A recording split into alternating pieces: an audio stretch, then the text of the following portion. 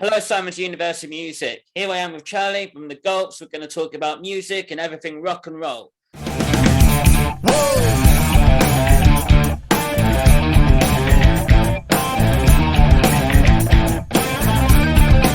Charlie, it's really nice to see you. I know you've been a busy man, so how you doing? I'm doing good, a bit tired, just came back from LA and doing great. Cool. So what's been happening in America with the new single and how many days did it take to record? So we went to America to record three more singles, a part of the one we are going to release now. Right.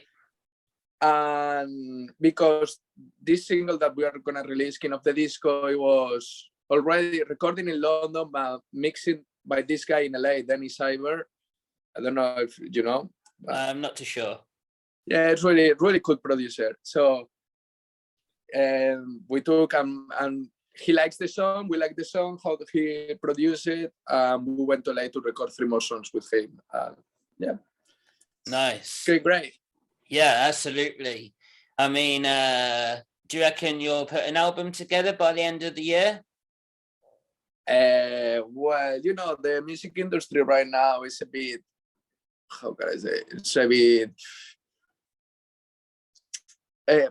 it's not like in the 90s and the 80s that you put your album out and people is going to go to the record shop and bought your album and stuff like that. Now we are living in the digital media world, so we need to be really slowly with the releases and stuff like that and make a nice promotion for every single that we have.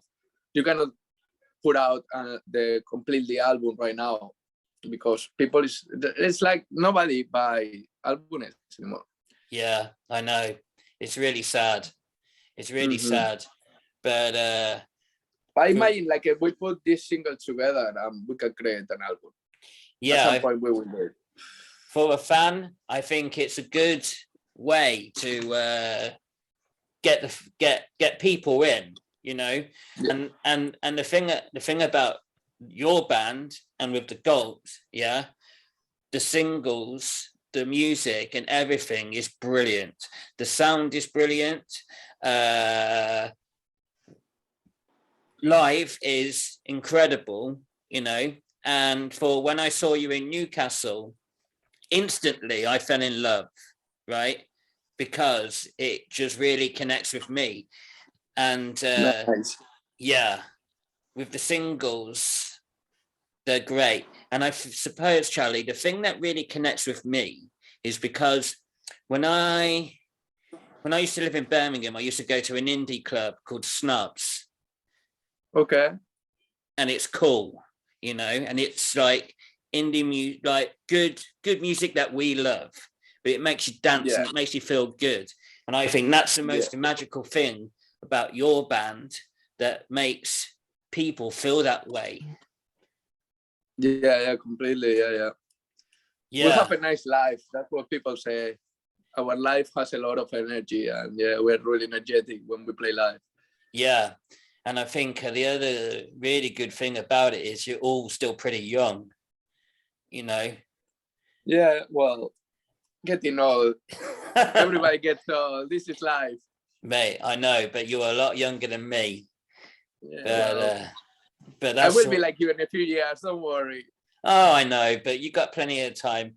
But it's really exciting because I think for where we are right now, and who your influences are, it's good to have that a band like yours be around to have that sort of sound, you know. Yeah. For the interest of the bands that you love. I mean, who are your favorite bands that you love? My favorite band that I love. Wow, there is a lot, tons. The Clash of British music, most of them. Yeah. Who's your favorite British band? The Rolling Stones, the Beatles. Yeah. Can tell you thousands. Yeah. Absolutely.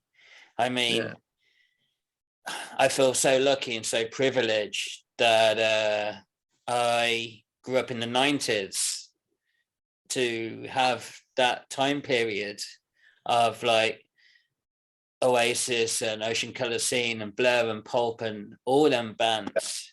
But when I was coming into my early 20s, there was something that I read about that your band talked about them, Yeah.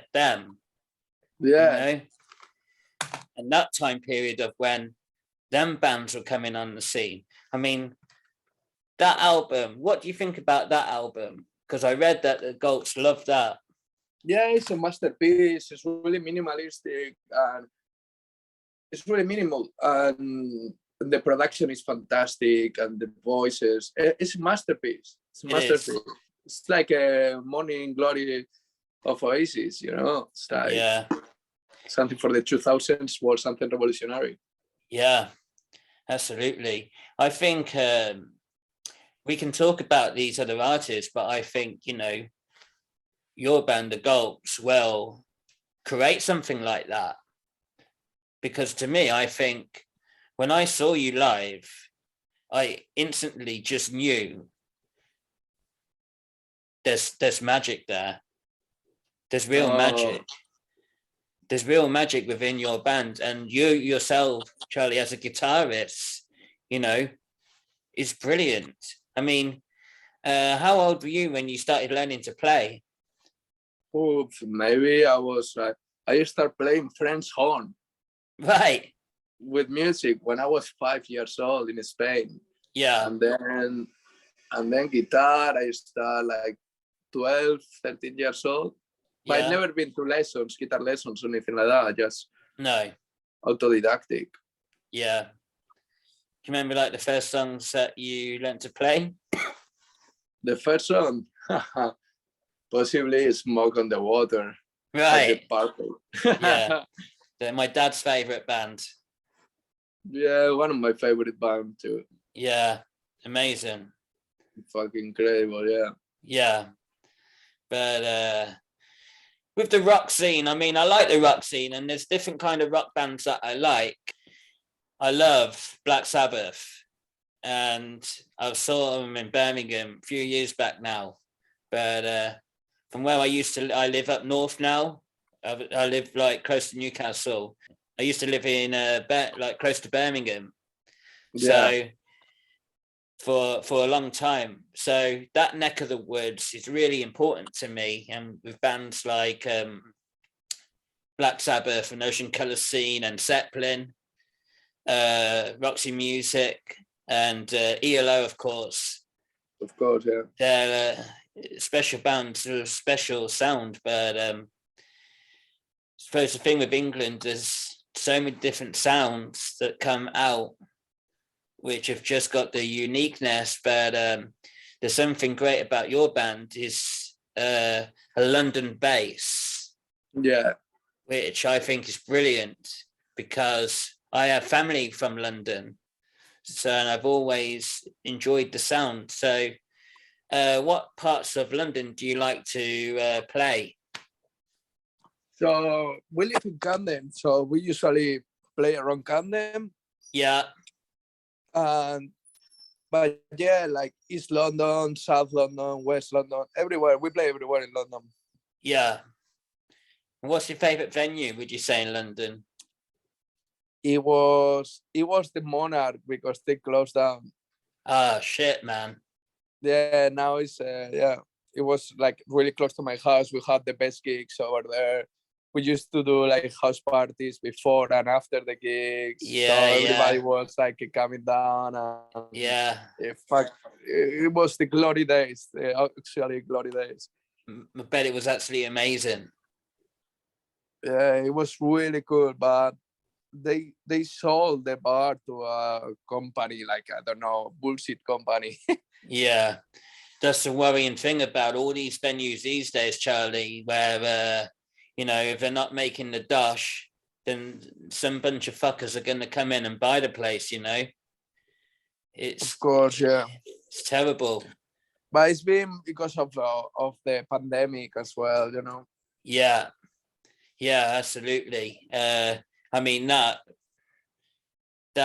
really I mean, how did you and the band feel about all of that at that time? Well, we were lucky because we were living together. So for us, we were improving better our music, rehearsal every day. And yeah, for us, like it didn't, we met Maggie during lockdown. Yeah. So for us, it was like really, really nice actually. Yeah. I mean, I'm not saying it was good, but because she was really scared, but it was kind of nice for us to like develop better our music, find the manager, like work, sure. waiting for the moment to open, you know. Yeah, absolutely. I mean, Charlie, if it wasn't for lockdown, I wouldn't have my YouTube channel because with me being a chef and not working, I needed something to do to use my brain and that. So Yeah, we I had to think about obviously what I can do. For the music fan that I am, I thought I could do something like this. And here we are talking to someone like yourself. So, which is nice. pretty excellent. So, hey, I mean, all these things in life are there to surprise us, aren't they? We just never know what's around the corner. I know. Yeah. But is there any venues in London where you think I'd really love to play there? Like you've got Brixton Academy or Yeah, somewhere of like that? course. I wanna play Brixton Academy. Yeah. I Yeah, already played the Roundhouse. The Roundhouse, it was really cool. yeah. I've With not been, but I'd supporting love to us. see it. Yeah, supporting us. It's really good place to play. And I Yeah, play the O2 in Hammers, the O2 Apollo right. in Shepherd's Woods O2. I play that one as well. Really good theater, yeah. Yeah, And but yeah, I want to play Brixton Academy, of course. yeah. I think the band would be in their element. Playing in that venue. I reckon you could really, put on an amazing set in that place. I've only been once, and that was to see the Strokes at Brixton Academy. Wow, Yeah, that's man, cool. mate. It was on that tour, right? On the last day of them being here, yeah, I went down I was only like 19. I went down to London with my mate. I broke my toes at the gig, and because we were right down the front, and it was just mate. It was brilliant, amazing, and a great experience. It was brilliant, really good, really good. Nice, nice. Yeah, That's cool. yeah. So, what sort of touring plans has the band got for the rest of the year now? So touring, you mean? Yes. So touring, we're touring on the 1st of June until the 9th, I think it is, or 8th of June Right. in Okay. England. It's our Yeah. headline tour in England. Yeah. I hope everybody who watched this can come to see us. Absolutely. And then we're going to France, Spain. We play a couple of festivals over there. Then we come back to England. We play a couple of festivals. I can't remember the names right now. Right. Yeah,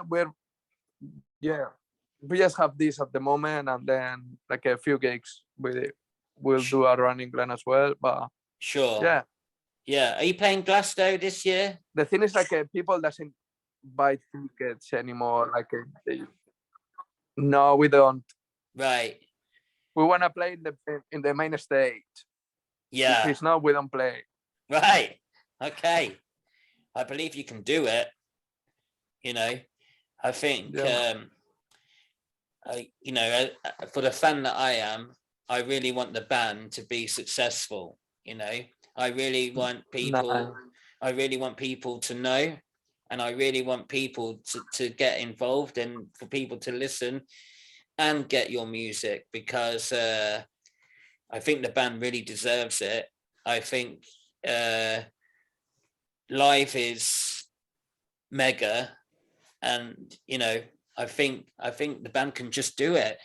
you have someone, obviously, you know, to back you up. So with Alan McGee being involved in the band, what's his role and how has he been supportive to the band?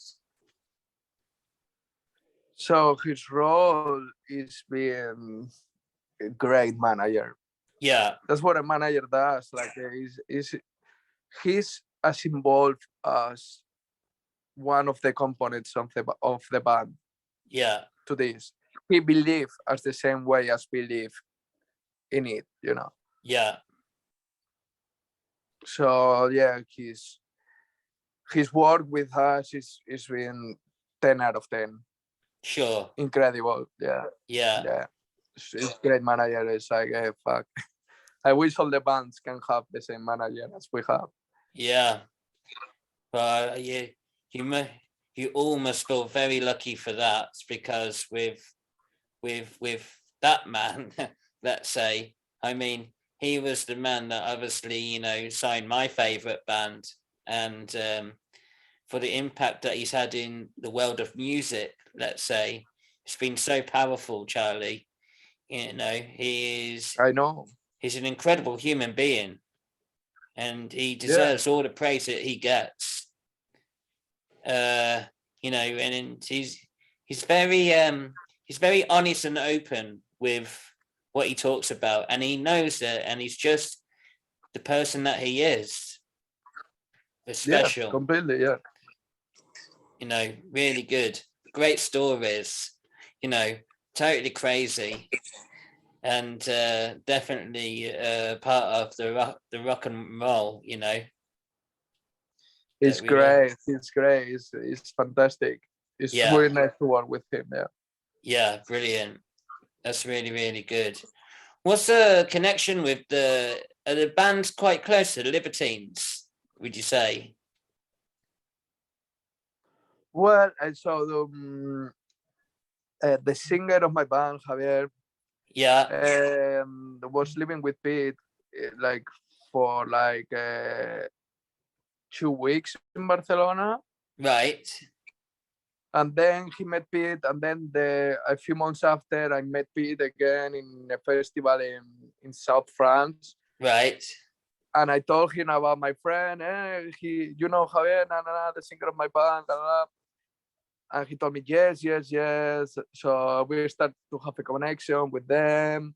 Yeah. And then we did I met the girlfriend of Pete. Yeah. And then we did this tour with Calvarat, and yeah, that's all our connection with them. But we get along good, you know. Yeah. What's it like being in the company of Peter? Man, I actually went to see them like a month ago, maybe at the Incantistan Forum. Right. I got guest list for the gig, and I went upstairs to see the guys. But it's just when Peter was a bit with cough. Yeah. He was a bit sick, I think. Right. But anyway, I went backstage with them and stuff like that, and Pete Doherty was just going out the thing, and even being sick and stuff like that, he took like 20 minutes of his time to speak with me and stay with me. So yeah, he's mad as fuck, but yeah, he has a good heart, I think. I think you're right. I think Pete does have a good heart, and I think he's an amazing human being. He's wrote some incredible music, and he's a real special man, you know. Yeah, it's really cool. And Carlos, you know, and John and Gary, you know, they're a big part of my life with the music that I love. In fact, I was gonna say, like, that's another one. Yes, actually, I'm going to see Pete Doherty tonight. Really? Yeah, I'm going to see him at the. Sorry, I don't have battery. I'm gonna put my phone charge. Yeah, no worries. I'm gonna see the Electric Ballroom in Camden. Right. Okay. Is he playing the new album? Yeah, with the French guy. Yeah. Yeah, it's really good, isn't it? Yeah, it's really good. Yeah. I think he's got some really nice songs. I've got it. I've been playing it a bit, but I need to give it more time. But I've been seeing Pete right from the beginning, Charlie. I saw him, at the beginning with the Libs, Baby Shambles. He's so, like him on his own and that. All through the crazy shit, the fucked up times, and how wild the man is. But my best friend absolutely idolizes him, like big time. But he's really good. He's really good. And I think, Harry as a front man. Yeah. I think he takes a bit of Pete's spirit on stage. I think through their friendship, let's say. Maybe I think Harry takes love from his friendship with Pete, and when he's on stage, because Harry is a great frontman. He is a brilliant, brilliant frontman. He has the band and the sound, but when you've got that singer that is so good, the Gulps have got the lot, and I think that is really going to take the band in a great direction, because the punk, indie, everything, Charlie, that band has just got it. Yeah. I can talk about it till the cows come home, but I really want people to know how much I feel about the band, because we loved seeing you a few weeks ago, and we want more. Nice. Come to the tour. Yeah, we'd love to. So now on the 27th of May, we're gonna release this King of the Disco. Yeah, it's gonna be on the Spotify and stuff, so you can have a listen there. Yeah, that's right. I've already, like you say, when we live in the digital world these days, as much as I buy the CDs and I like, the vinyl, we all listen to it on these days. On the phone, yeah. Which, it's easy, isn't it? But what's your opinion about that, about the digital thing? I know we talked about it at the beginning, but what's your honest opinion about it all? So this is my personal opinion. It's not like the band involved or something like that. But for my personal opinion, I think like as a musician that I am, if you have something with potential who could be successful and you print it and you sell it in the 90s, the musician gets recognized by the music that I see and the fans by their music. When nowadays, if I'm a musician who is gonna have something successful, but I don't have money to promote myself, there is nothing you can do to be here on Spotify or to be here on iTunes or stuff like that. You just have to work hard to find people to can listen to you, and the money and and everything, like how they treat the musicians in this way, I think it's a bit annoying. Like Ed Sheeran, for example, sells billions of streamings on Spotify, when a guy from Camden who is really good, possibly is 1,000 times better than Ed Sheeran, is not selling not even 1,000 streamings. So before, in the 90s, you have your CD. I'm gonna see this band. I'm gonna listen to this band. For sure, I fucking love that band. Yeah. They make a promo. You buy the CD and you got it, and you like the band and you don't like the band, but at least you bought the CD and you want to experiment with more music and you want to learn about music. Nowadays, everything is in your phone. You want to listen Rihanna, you got Rihanna. You want to listen Iron Maiden, you got Iron Maiden. You want to listen blah blah, and it's a bit fucked for the musicians. Yeah. But this is my personal opinion. Then we're living in a world where we need to be in this world to demonstrate to people our music. That's why you generate fans on industry and stuff. Yeah. You know what? When you talk about how your feelings are, Charlie, about what you think, makes me think, right, you know what?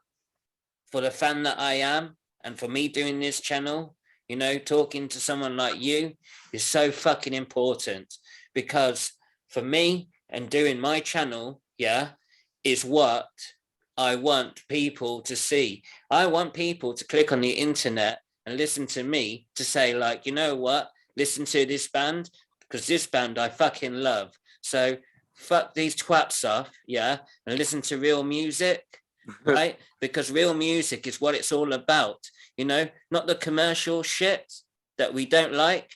Yeah. Listen to real musicians. And if you listen to the best musicians in the universe, let's say, the world would be a great place and everyone can be happy, right?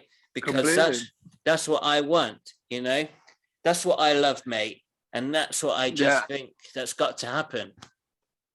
I know. All these things are great. All what you're saying is great, but we live in this society where the commercial thing is what is selling more than ever now. Like all young ladies and boys on the streets, they listen rap or they listen Rihanna. And nobody's listening to rock anymore. I know, but I mean, you know, it's really. It's frustrating because it's annoying. Yeah, it's annoying. It is. I mean, hey, I'm just a geezer sat in the chair saying, no, yeah, everything's great. I love this. I love that.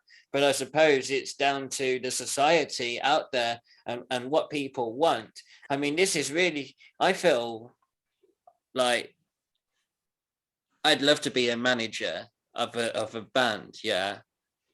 I mean, I'd love this, Charlie, to be like a manager of a young band or a band or something and go, right, this is what we're going to do. You're going to get, you know, you write the hits, we'll get the venue, we'll sell the tickets, everything will be great. You know, be like a promoter or something. But I think we're all trying to work together to try and, you know, poke the fire and get it going. But it takes two to tango, let's say. You know, the band's obviously got to write the hits and the fans going to go out and buy the music. But at the same time, it's got to be worth it. Everything's got to sort of come together, hasn't it? Yeah. But everything, yeah. I mean, it's you know, triangle. Yeah. That's well, absolutely. I mean, I sort of class myself as a journalist, Charlie, now. But I know what I believe in. And for people like yourselves and the band, the Gulps, I really want to see them get as big as they can be. Thank you. Yeah, we're going to find the way to get it. Oh, yeah. We're going to play Glastonbury next year. Yeah. It's got to happen, you know. But I mean, with the new single coming out, that's definitely a tune that's going to help progress to get there, you know. Yeah, I think so. It has a lot of potential. It does, yeah. It's really, really good. It's really. Have you listened to it? Yeah, I love it. And obviously, when I saw you live, of course, when you played it, you know. Yeah, of course. It's ace, man. It's got everything, you know. You play it well, you know, obviously, you know, the guitars are good, the drums are good, you know, the singer's doing his bit to obviously make it all good. It all comes together. It's all brilliant, you know. You get, obviously, you know, you all get involved to get the crowd going and everything. Yeah, nice. Yeah, it's brilliant. So you just got to keep writing. Yeah, keep writing, man. Keep going, and keep going. Yeah. I mean, do you write yourself? Sorry? So who's writing the music for the Gulps? Who wrote that song? King of the Disco. Yeah. So King of the Disco, I wrote it. You wrote that? Yeah. That's fucking amazing. Mate. Thank you. That's fucking incredible. So that's your track.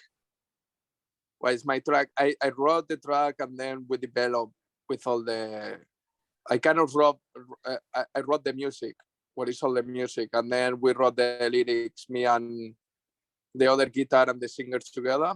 Yeah. And then we put it all together in the rehearsal room, and it comes out like that. How did it feel when you wrote that? Well, when I wrote it for the first time, I was feeling like, this is not the Gulps. This is something else. We were taking a piece, and suddenly it was the semi-final between Italy and Spain of the World Cup. Right. When I wrote it. And I invite Alan to come to the house for dinner because in my house, I'm Spanish. Yeah. And the other guitarist is Italian. Right. So we invite Alan to come to the house, and in the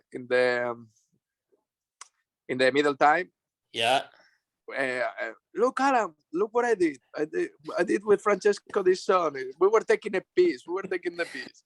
And he listened to the song and suddenly, what the fuck? Yeah. Are you fucking kidding me, man? Come on. And he loved the song. Since that moment, he loved it. And it was like, man, that's a fucking hit. Okay, Alan, I just taking a piece of it. No, believe me, that's a hit. Yeah. That's got, man, just talking to you about that melts my heart, man. It's amazing. That song, literally, has got to be played all summer. It's a song for when the sun's out. It's a song for having a beer. I've stopped smoking now, but I used to. It's all of that, you know. That tune is when you finish work, and you're going out on a Friday and Saturday night. You turn the volume up on that. And you have a fucking great time. You know, that's a hit, man. And everyone's got to go out and get it. Nice. Yeah. Let's try to get as much people as we can with this hit. Yeah. It's really important. It comes out the 27th of May, yeah? Yeah, 27th of May in all the platforms. You can pre-save it now. It's on our Instagram and the bio. I've got it already sorted. But every other... Yes, boy! Yeah, man. But every other fucker needs to do it, you know? They really do. Yeah. So... I mean, that has got to be played. This is something to say.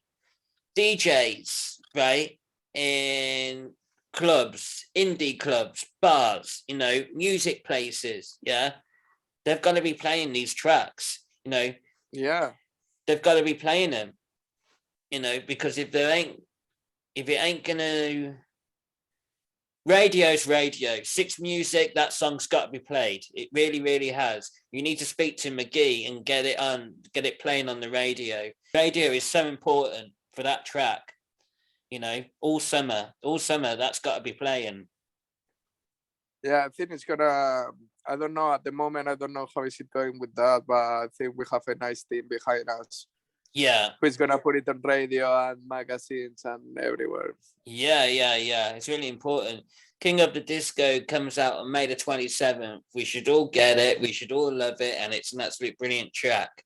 I really enjoyed chatting with him. It's been an absolutely brilliant chat, brilliant experience, and talking about really good things that I love. I love that band. I love the Gulps. I love everything about that band. And I really wish them all the best success in the world. Thank you very much for watching Simon's Universe of Music. We hope to catch you soon, yet again, on Simon's Universe of Music.